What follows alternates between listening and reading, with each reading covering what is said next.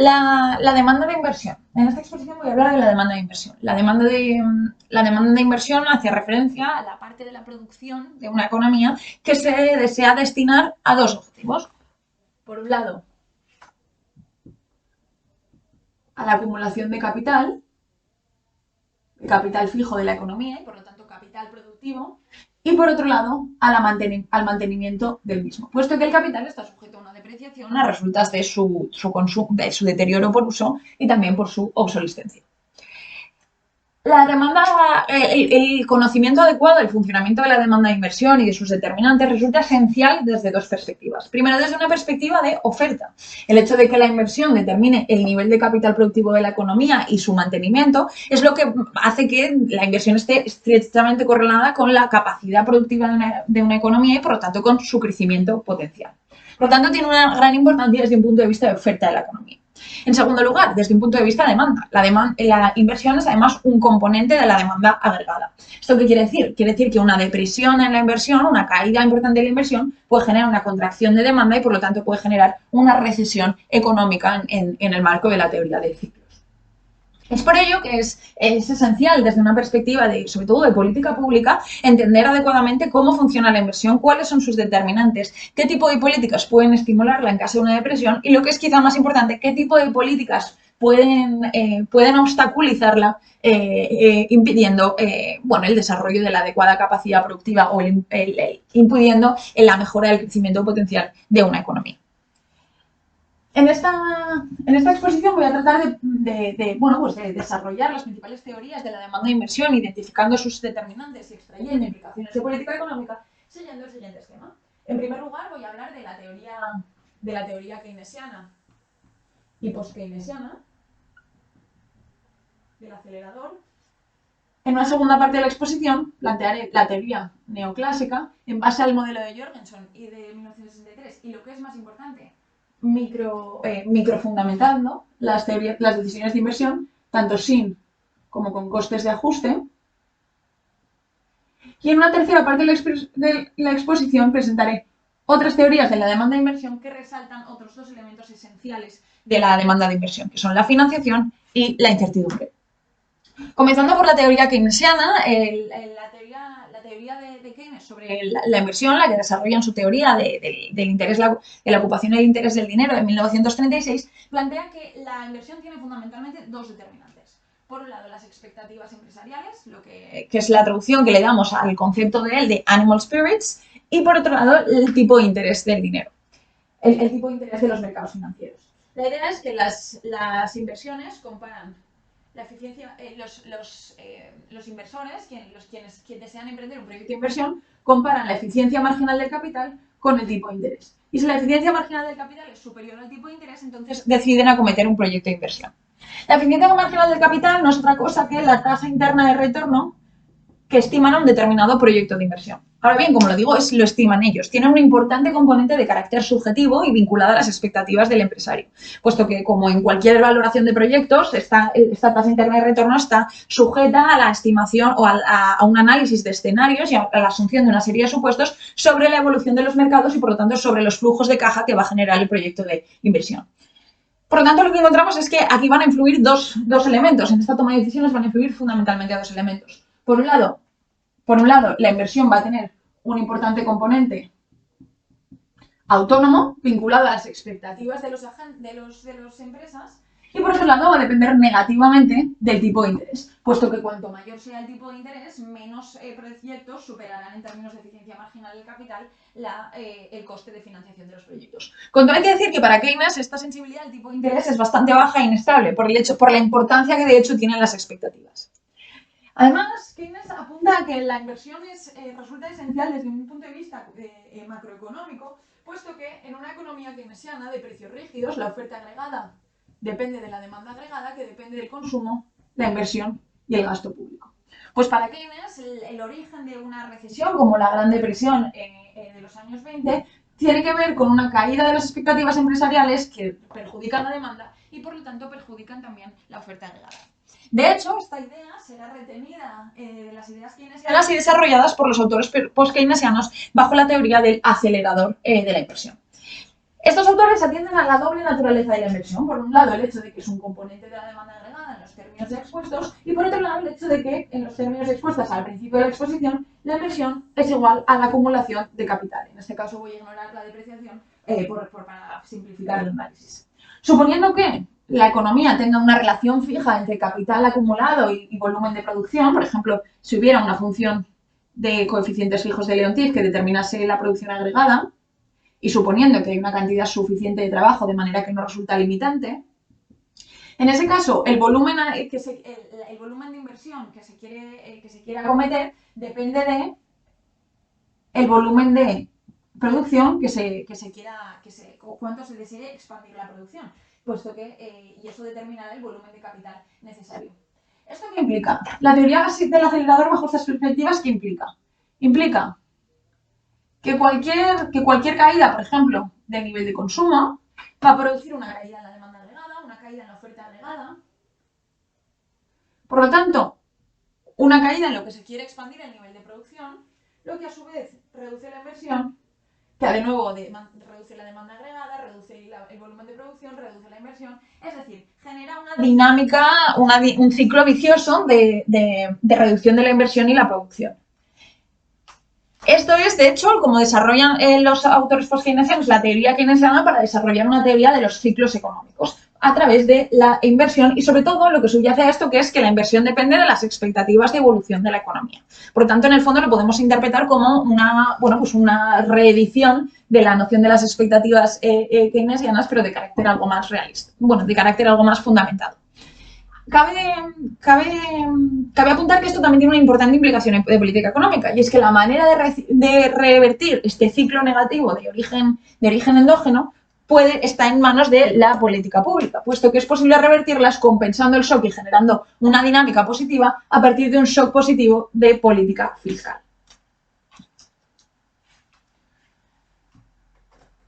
Por lo tanto, la conclusión de las teorías keynesianas y post-keynesianas son dos. La primera de ellas es que el primer determinante de la inversión son las expectativas empresariales, que bajo eso puede influir el total de la economía, pero que cualquier ciclo negativo de inversión puede compensarse a través de una política fiscal expansiva. La segunda es que la inversión también puede tener cierta influencia del tipo de interés, pero apenas lo tiene, lo que implica que cualquier política monetaria expansiva apenas va a tener realmente efectos expansivos sobre la inversión, puesto que el tipo de interés tiene eso, pues es poco determinante de la inversión, y del mismo modo una política fiscal expansiva que genere efectos crowding out a través de un aumento del tipo de interés, estos efectos crowding out de la inversión apenas van a ser significativos, pues por la misma razón. No obstante, el principal problema que tienen las teorías keynesianas y post-keynesianas es que adoptan un punto de vista macroeconómico sin microfundamental. Y por lo mucho que las ideas keynesianas ayudaran a explicar la realidad económica y se consideran razonables y útiles para analizarla, lo cierto es que el rigor aumentó cuando comenzaron a microfundamentarse los modelos macroeconómicos. Y así es como se desarrolla la teoría neoclásica que comienza con el modelo de Jorgensen de decisiones de inversión de 1963 y que lo que hace es microfundamentar las decisiones de inversión. En concreto, estas decisiones de inversión van a plantear que una empresa lo que busca es maximizar sus beneficios intertemporales, que dependen a lo largo de un horizonte infinito, de los flujos descontados en cada periodo. Unos flujos que dependen de los ingresos por ventas, teniendo en cuenta que la producción depende del volumen de capital y trabajo del que se disponga, menos el coste del trabajo, menos el coste de los bienes de capital. Teniendo en cuenta que la inversión, que para aumentar el volumen de capital se necesita acometer una cierta inversión. Todo ello sujeto a que el capital aumentará en la medida en la que se invierta, menos la proporción en la que se deprecie, y además vamos a introducir una condición de transversalidad conforme a la cual, a medida que se acerca al horizonte final de su vida, ya no desinvertirá todo lo invertido. Cabe destacar que como estamos en un entorno neoclásico, esta función va a ser neoclásica de buen comportamiento, esta función de producción. Bajo esta perspectiva, la resolución de este programa pasa por construir el hamiltoniano, en este caso lo voy a hacer en valor actual, lo que pasa por introducir en valor actual el interior de la integral, menos el precio sombra del capital en valor actual, que viene representado por lambda, por el interior de la restricción diferencial. Derivando con respecto a las dos variables de control, que son el trabajo y la inversión, igualándolas a cero, y derivando con respecto a la variable estado, que es el capital, igualándolo a menos la derivada respecto al tiempo del precio sombra del capital, podemos resolver este programa de optimización que nos lleva a dos condiciones de optimalidad. La primera de ellas, que la productividad marginal de trabajo tiene que ser igual al coste real del trabajo, así es como se toman las decisiones de empleo, igual que en un marco neoclásico normal, y que en el caso del capital, la productividad marginal del capital también ha de igualarse a los costes del capital, siendo estos costes, por un lado, dependientes de tres determinantes. El primero de ellos, el precio real de los bienes de capital. El segundo de ellos, el coste de oportunidad de invertir en capital, que es el tipo de interés en el mercado de dinero. El tercero de ellos, el precio de valor del capital, cuando se tiene, con cuánto se deprecia el capital. Y podríamos añadir un último elemento, que es la inflación del precio del capital, que lo que hace es precipitar las decisiones de inversión, pero como hemos supuesto que es un parámetro de carácter constante, pues sería igual a cero.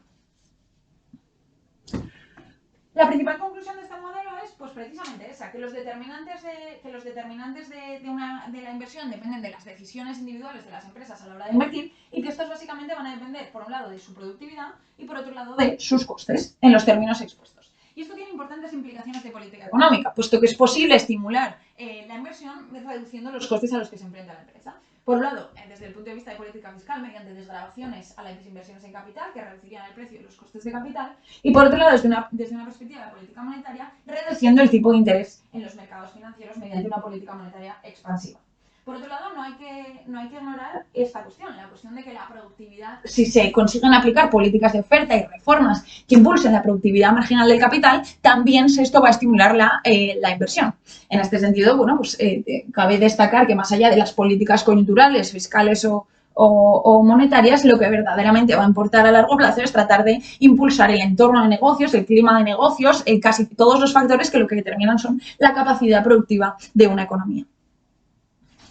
No obstante, hay una versión, digamos, de carácter más realista o que dota de mayor realismo a las decisiones de las empresas y que supone considerar que cuando las empresas invierten en capital fijo, en capital productivo, hay unos costes derivados, más allá del precio de estos bienes de capital, hay unos costes adicionales derivados de estas decisiones de inversión. Primero, unos costes de carácter interno, unos costes que vienen dados por el hecho de que va a haber que conseguir reorganizarse para adaptarse a la producción con esos nuevos bienes de capital y unos costes también derivados de la cualificación de los trabajadores para poder manejar esos bienes de capital, sobre todo porque muchas veces en el caso de los bienes de capital hablamos de nuevas generaciones de capital que normalmente son más sofisticadas que las anteriores.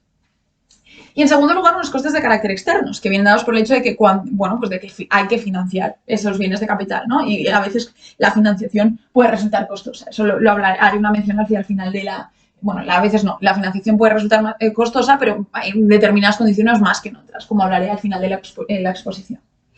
Vamos a ver cómo pueden influir estos costes en las decisiones en las decisiones de inversión de la empresa.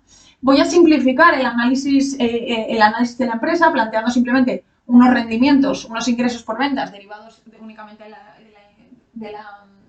del volumen de capital, en el que ya estaría incluido el factor trabajo. Vamos a ignorar las decisiones, los precios y las decisiones de factor trabajo y vamos a considerar que esta función también es neoclásica en el sentido de que también es continua, creciente y cóncava respecto al capital. Por otro lado, hay unos costes de inversión derivados de la compra de bienes de capital, los precios de compra de nuevos bienes de capital, y por otro lado, hay unos costes adicionales derivados de la inversión. Y estos costes vamos a considerar que son costes convexos. Lo que significa esto es que grandes inversiones en un momento de tiempo, grandes inversiones de golpes, tienen costes mucho mayores que pequeñas inversiones. Y son costes que son crecientes a tasa creciente. ¿Esto qué va a significar? Va a significar que los costes se van a reducir si las inversiones en capital fijo se realizan de una manera más gradual, una manera progresiva. Sujeto a las mismas condiciones que antes, salvo que en este caso voy a ignorar la depreciación una vez más para simplificar el análisis, introduciendo la condición de transversalidad, conforme la cual en el horizonte infinito se desacumula el capital acumulado. Se desinvierte. Una vez más, se resuelve este programa de optimización y esta vez voy a reflejar el hamiltoniano en valor corriente para explicitar Q sub t, que va a ser el precio sombra del capital, en valor corriente.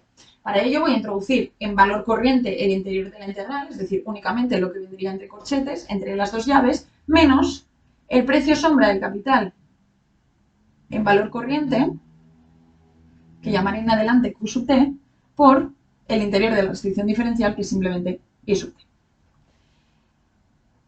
Se derivaría, una vez más, con respecto a la variable de control, que es la inversión, e igualaría a 0, y respecto a la variable estado, que es el capital, y se igualaría a 0. Y esto daría lugar a dos condiciones de optimalidad que caracterizan el comportamiento de la empresa. Por un lado, la empresa invertirá hasta que en cada periodo, de manera que se iguale el precio sombra en valor corriente el precio sombra del capital a los rendimientos generados por el capital en cada periodo, es decir, los rendimientos generales márgenes del capital descontados, más el aumento, la tasa de crecimiento del valor, las plusvalías generadas en el precio sombra del capital, también descontadas. Y por otro lado, el precio del capital tiene que ser igual al coste de adquisición de los bienes de capital más la derivada, la primera derivada de la inversión.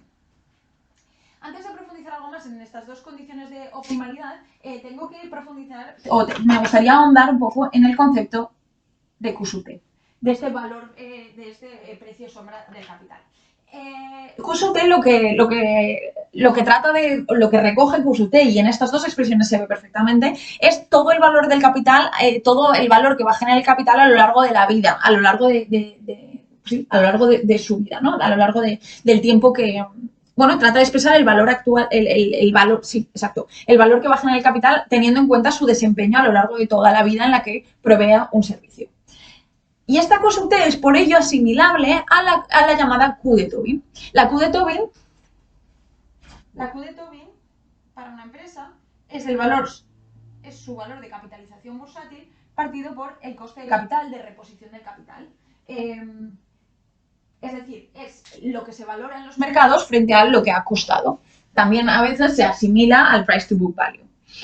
La Q de Tobin lo que nos representa es, en el fondo, lo que trata de representar es la relación entre las expectativas de mercado de la empresa. Pues cuánto valora la empresa, no por su precio de coste, sino por lo que creen que el mercado, que a lo largo de su vida va a ser capaz de generar.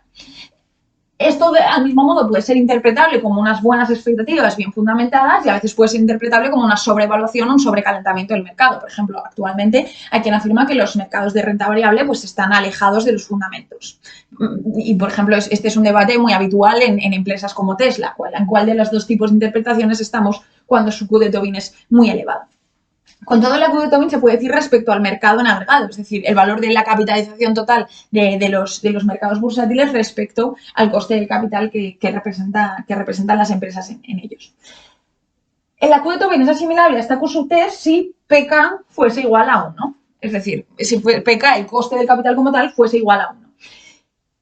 No obstante, hay que decir que esta Q que nosotros presentamos, este valor sombra del capital, lo cierto es que aquí es en términos marginales, mientras que la Q de Tobin es en términos medios. Lo que pasa es que el precio sombra en términos marginales no es observable, y además hay que decir que ambos son iguales bajo determinadas condiciones, sobre mercados de capital perfectos, una función de producción que sea neoclásica en un comportamiento y que presente rendimientos constantes de escala, y unas funciones de costes que sean homogéneas respecto a la inversión y al capital, y que por lo tanto en las que solo importe la tasa de inversión, la tasa de relación inversión-capital. En definitiva, la idea es que bajo esta Q de Tobin subyace un instrumento financiero que utilizamos en la realidad, un indicador, o que se asimila a un indicador que utilizamos, que es la Q de Tobin, y que lo que nos muestra es, bueno, pues la valoración del capital en términos de lo que es capaz de generar a lo largo de su vida útil. Una vez profundizada en esta noción, la idea de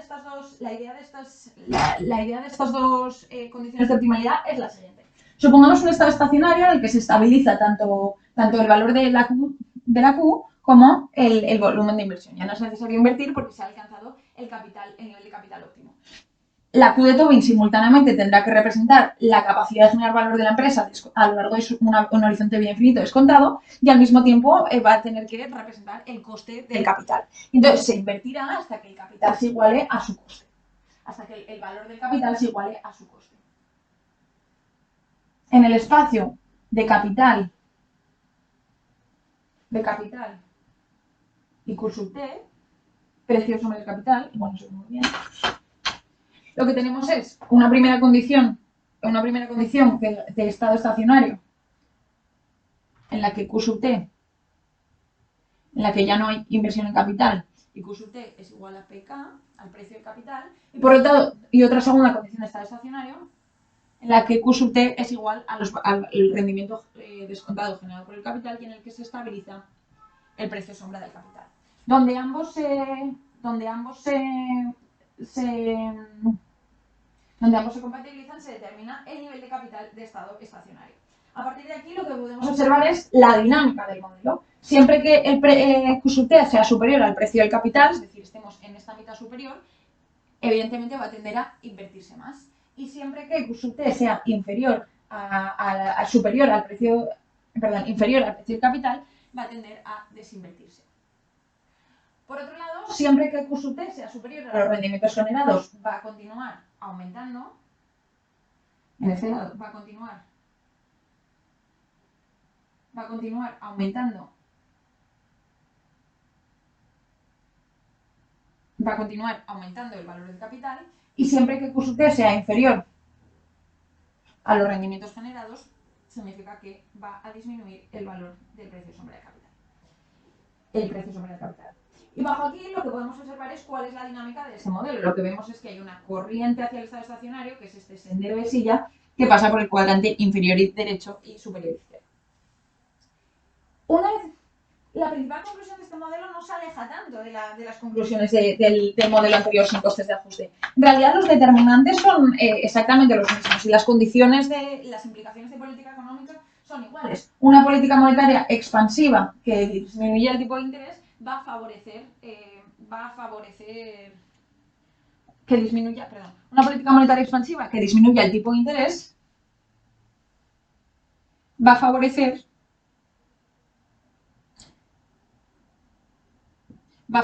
la transición hacia un nuevo estado estacionario en la que aumente el nivel de capital, primero generando un salto en la valoración del capital y después esto llevará poco a poco a aumentar el nivel de capital hasta el nuevo nivel de estado estacionario.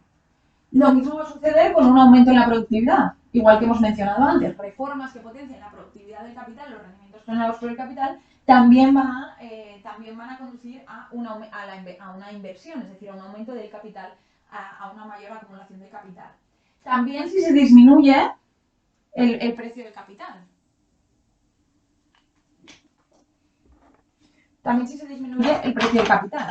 Es decir, una caída del precio del capital, inicialmente va a generar una disminución en el precio sombra del capital, pero continuará siendo mayor que el nuevo precio del capital hasta que se igualen en un nivel superior de capital de estado estacionario. Por lo tanto, las implicaciones sobre las posibilidades de la política fiscal con desgravaciones fiscales, la política monetaria con disminución del tipo de interés y las políticas de impulso de la productividad de carácter de oferta siguen siendo ciertas. Sin embargo, el matiz que nos da este modelo nos da información sobre la dinámica, sobre cuándo podemos esperar ver los efectos sobre la inversión. Puesto que los efectos, la inversión va a llevar un tiempo por la existencia de estos costes de ajuste. Y esto es especialmente relevante y esto va a tener implicaciones también de política económica. Y es que, por ejemplo, en el caso de que una política fiscal con una desgravación de las desgravaciones fiscales sea únicamente temporal y por lo tanto los agentes esperen que esto retorne a su nivel inicial, en ese caso la dinámica va a tener otras características. La dinámica que vamos a observar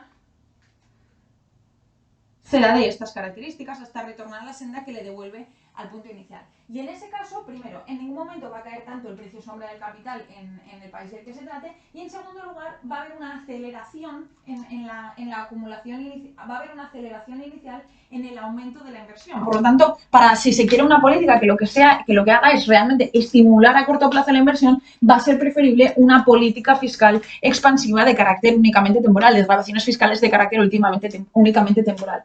Por lo tanto, la dinámica importa también desde un punto de vista de política económica, porque nos dice cuándo van a tener efecto estas políticas y a qué velocidad. Finalmente, en una última parte de esta exposición, me gustaría hablar quiero hablar de otros fenómenos que van a ser muy determinantes para la inversión, otras teorías que nos dicen algo sobre los determinantes de la inversión. Y en concreto voy a hablar de dos cuestiones. Primero, de la inversión en contextos de incertidumbre y, en segundo lugar, de la inversión de la financiación de la inversión.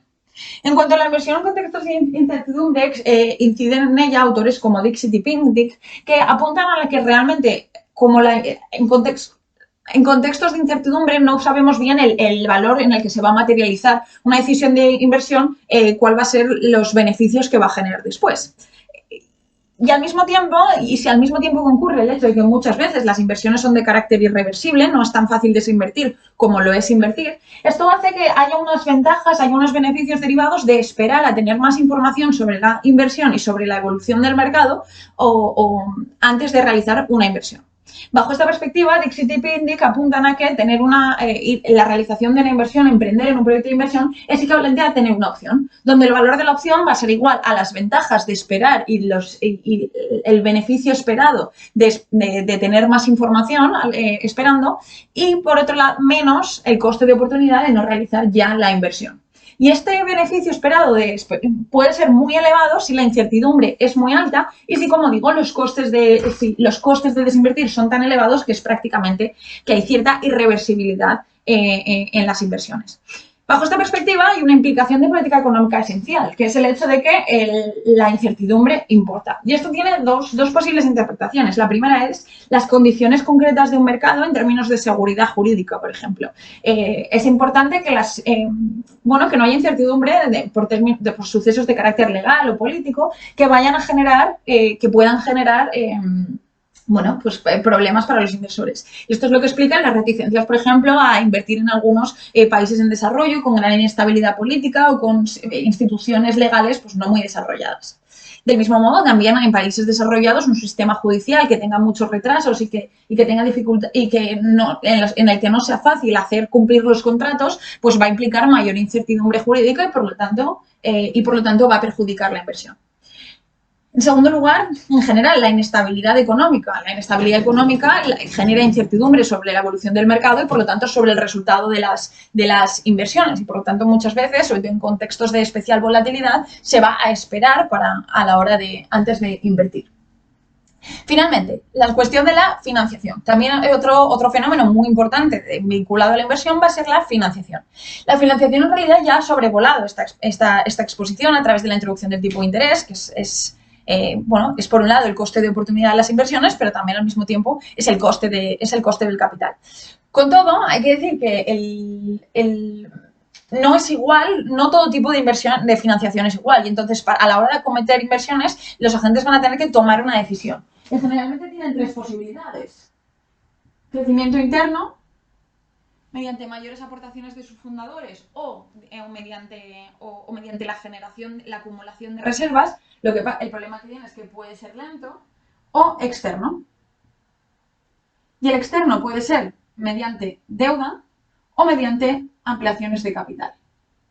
El problema que tiene la deuda es que es más costosa, evidentemente, que la acumulación de reservas, que además en economías muy bancarizadas puede haber problemas de asimetría informativa.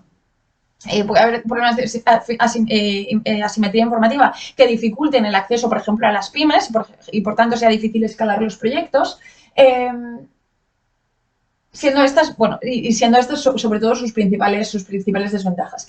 En cuanto a las ampliaciones de capital, es verdad que hay que diferenciar entre capital bueno, entre diferentes formas que están, en la que los inversores están más o menos interesados en participar y en impulsar la empresa, pero en general las ampliaciones de capital son las más costosas. Primero porque diluyen el capital y segundo porque como el capital es posterior a la deuda en el orden de prelación, suelen exigir rentabilidades. Suelen implicar, bueno, exigir rentabilidades mayores o la emisión de bonos tiene que ser a precios relativamente bajos.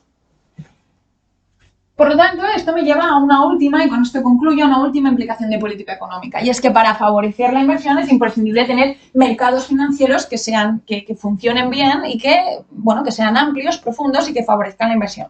En este sentido, cabe destacar que, bueno, pues por ejemplo, uno de los problemas vinculados a la estructura productiva española y a la incapacidad de escalarse de las pymes es la falta de mercados adecuados de venture capital y de private equity que favorezcan la financiación para escalar proyectos en estadios iniciales.